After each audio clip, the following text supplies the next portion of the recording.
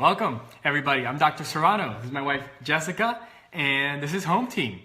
And I love this because this is we get to spend a few minutes with you guys, and this isn't about us. This is really about you guys and for you guys. So what drives what we do here every Monday at 2 o'clock is your input, your questions, your comments. So as we get going here today, this is going to be the last week of our Setup for Success. So starting next week, we're going to pick up another topic, another different comments and questions, and we'll start diving through those. And what we want to do is we want to dive in through all of the physical, mental, and spiritual challenges that people go through at home with their families, with each other.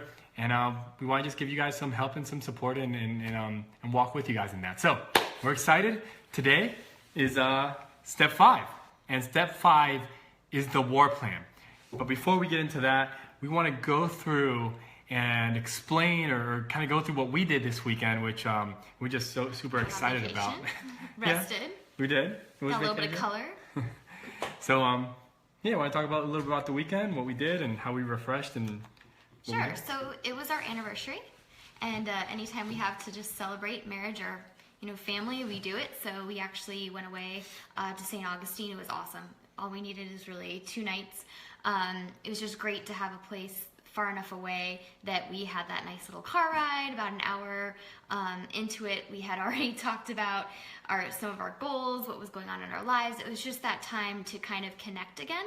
And one thing we really like to do is to make it productive. It's not work that we do there, but we definitely use the time like we said, just to reflect on what's been going on the past 6 years, just to celebrate what's been great, to talk about our goals for the future, and it's just a really cool time, just conversation and a lot of good food. So yes, and this is what we do this is kind of our routine.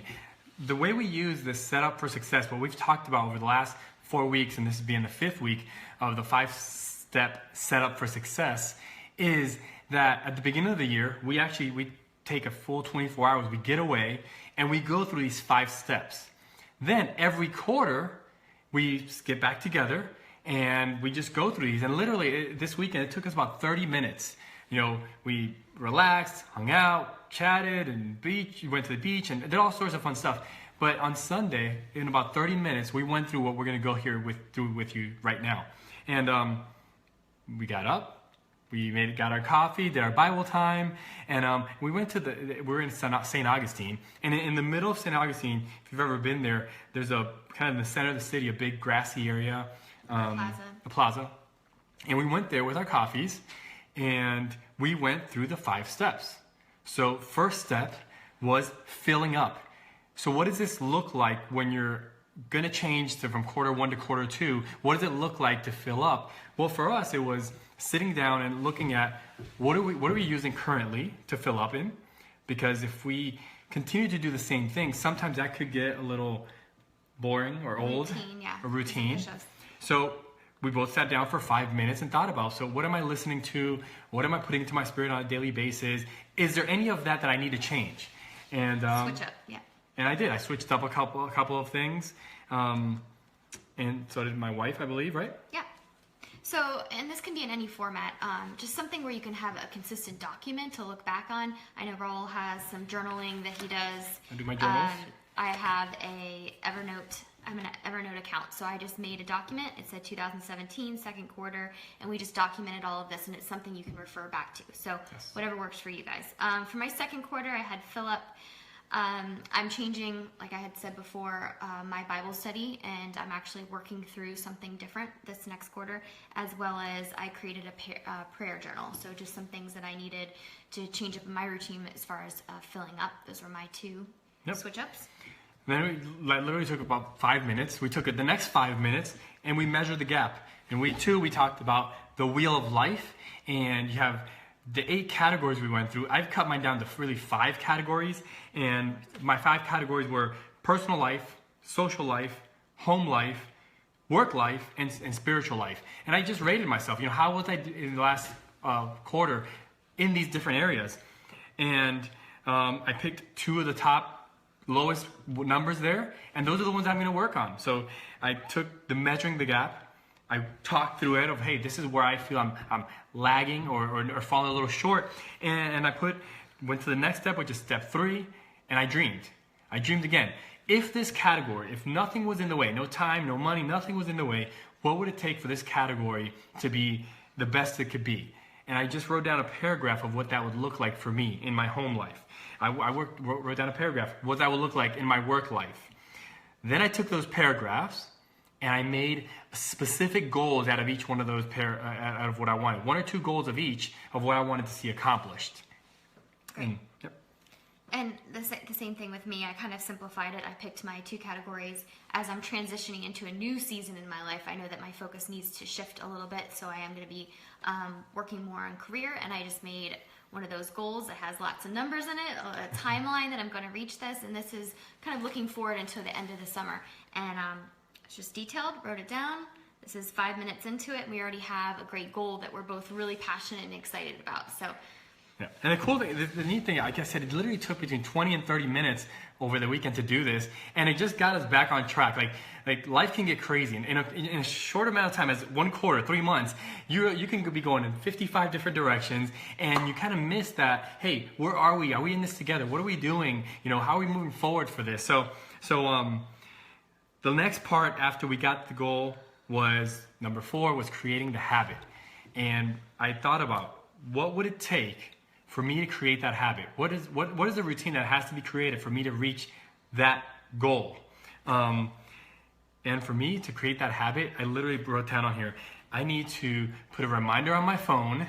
One of the things that I want to do this quarter is I want to make sure that I'm lifting up my wife more.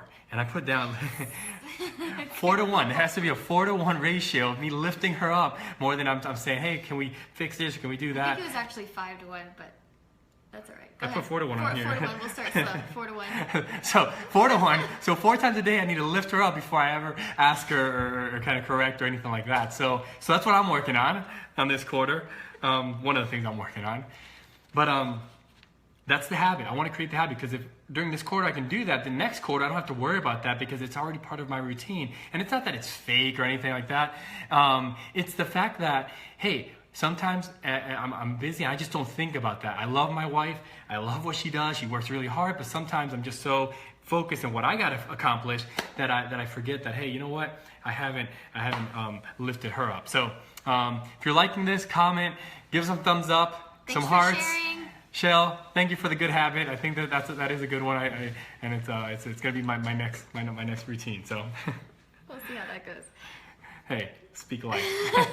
All right, so last one. You take those habits, and this is the easiest step.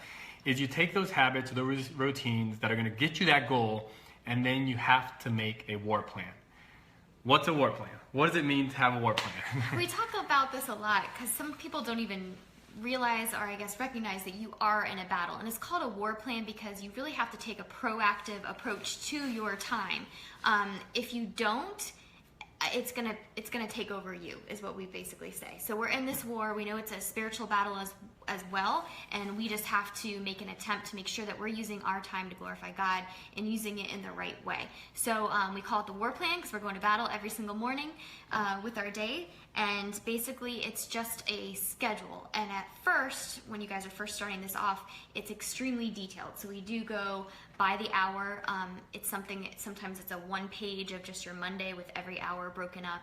And then it can turn into like a 5-day planner.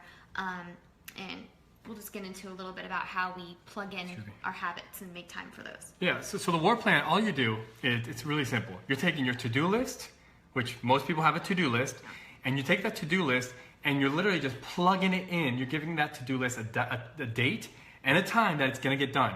Because if it stays on your to-do list, it's like clogging your brain. You kind of know it's gonna happen and it's always stressed. You're always stressed about it. But when you take that to-do, for example, something simple as taking the clothes to the dry cleaner.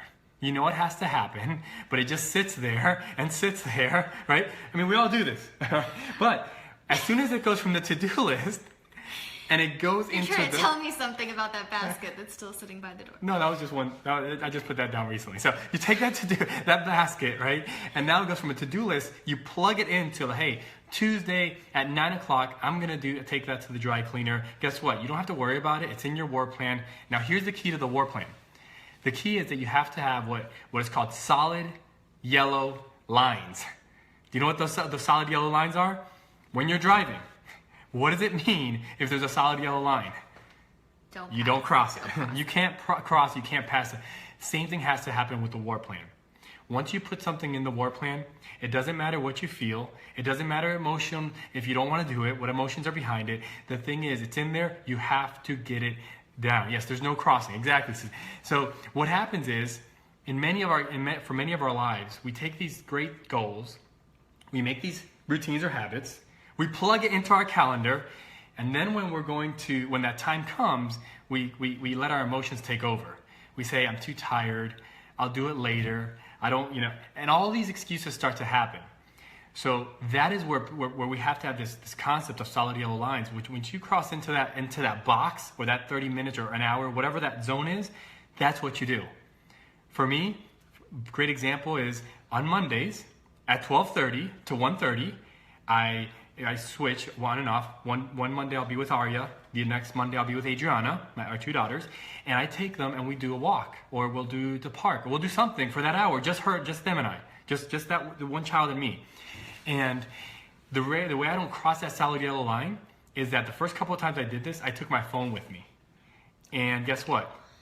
I got text, I got emails, and guess what I did? I crossed out of that yellow line because I started to now answer a text. So was I really with my daughter? No. My physical body was there, but my mind was somewhere else, answering a text. So now what I make sure I do, when I get into that solid yellow line at 12:30, the phone goes down, it stays on the table, and I leave, and I don't get back until that hour's done, and then I can go back to living my life. But that box is for them. That's my goal. Was my goal this quarter, and now that became the habit. So I don't have to worry about that. Now I can move on to my next goal. So that's how the war plan works in our lives. That's how it should work in your life when it comes to whether it's eating, exercising, your Bible time.